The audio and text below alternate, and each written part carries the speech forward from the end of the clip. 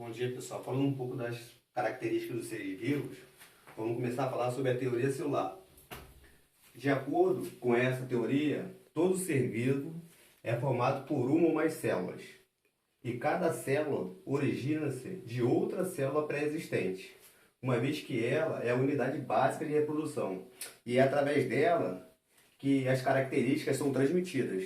Então, essa informação é importante. Através das células, as características são transmitidas. No entanto, nós sabemos que existem seres acelulares, contrariando uma das características da teoria celular, como o vírus. Esse tipo de ser vivo possui material genético envolto em uma cápsula de proteína e é capaz de se reproduzir, mas para isso ele necessita invadir uma célula hospedeira, ou seja, esse tipo de ser vivo, o vírus, para ele se reproduzir, ele precisa de uma célula com núcleo completo, ou seja, precisa de uma célula completa, beleza? Vamos passar agora, galerinha, o metabolismo, tá? Nós estamos falando de algumas características gerais de seres vivos, tá bom? A gente vai dar uma pincelada, depois a gente aprofunda mais um pouquinho. Metabolismo. Os seres celulares estão a todo momento trocando substância no meio externo, proporcionando assim um processo contínuo de reações químicas. Essas reações químicas são importantes. Ó. Essas reações químicas permitem degradação de substâncias, vamos lembrar que nós estamos sempre trocando substâncias com o meio externo, ou a renovação dos constituintes químicos externos, como por exemplo a obtenção de energia. Né? Lembra? Eu falei com vocês sobre ATP em outra aula? Seria uma moeda de troca de energia. Isso é proporcionado por uma coisa chamada de respiração celular. Tá bom? Então a respiração celular é responsável por isso. A energia da quebra de moléculas de carboidrato. Tá bom? Esse processo de quebra de moléculas de carboidrato é chamado de processo é um processo chamado respiração celular, tá bom? E o conjunto dessas reações químicas, falando de um todo, que determina a sobrevivência da célula e que são características dos seres vivos, denomina-se metabolismo. Show?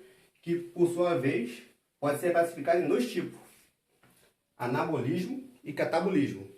Tá bom, pessoal? Nós vamos estudar agora um pouquinho sobre anabolismo e catabolismo, que são tipos de metabolismo. Show? Vamos falar um pouco agora do anabolismo, tá bom, pessoal? Que é o primeiro que a gente viu lá das duas características do metabolismo. Corresponde a todo e qualquer processo de obtenção de novas substâncias a partir de substâncias simples. Aí vou dar um exemplo aqui, ó. A fabricação de proteínas a partir de moléculas menores, pequenininhas, chamadas aminoácidos, que se ligam umas às outras formando uma proteína, tá? Aqui vai ser, no caso, a explicação desse quadro aqui, a formação de uma proteína simples, tá bom, pessoal? Olha só, aqui eu tenho a estrutura de um aminoácido, tá? Então eu tenho a parte de cima, que é a cadeia lateral, eu tenho essa parte daqui, que é o grupo carboxil, que são ácidos, eu tenho esse lado de cá, que é uma base, que é o grupo da amina. Tá, pessoal? Então essa estrutura aqui, ó, essa estrutura, ela forma um aminoácido, que são aquelas moléculas menorzinhas que vão formar, no caso, uma proteína aqui, uma substância, tá bom? Aqui, ó, eu tenho o aminoácido, a glicina, e aqui eu tenho outro, a alamina, tá? Eles vão se ligar, esses aminoácidos eles vão se ligar aqui, tá? Aí o que vai ocorrer aqui nesse daqui é uma ligação peptídica, tá? Eles vão ligar, vai haver uma hidrólise, ou seja, uma quebra de água. Essa hidroxila aqui, no caso, essa hidroxila aqui vai se juntar com o hidrogênio, a água vai sair, vai haver uma desidratação, tá bom? Então a ligação dessas duas vai gerar uma proteína simples, uma ligação, uma proteínazinha, ó, com a ligação peptídica, mais a água que saiu daqui. Entendeu? Então aqui, ó, nós temos, vamos só rever aqui, ó. Eu tenho aqui uma estrutura de aminoácido, tá? que é essa daqui, uma estrutura de aminoácidos, uma cadeia de aminoácidos, está aqui.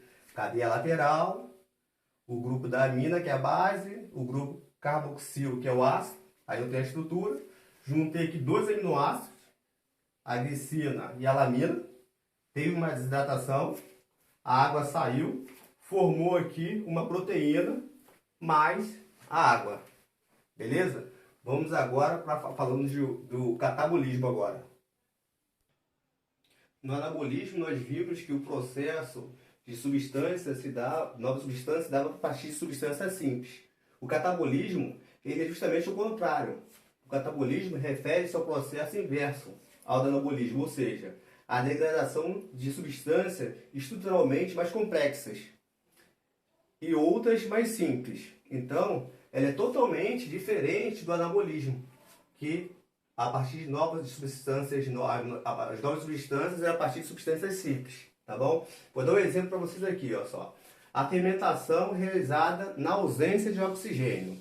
Ela permite a obtenção de energia pela célula graças à quebra de uma molécula de carboidrato, ou seja, uma molécula mais complexa, né?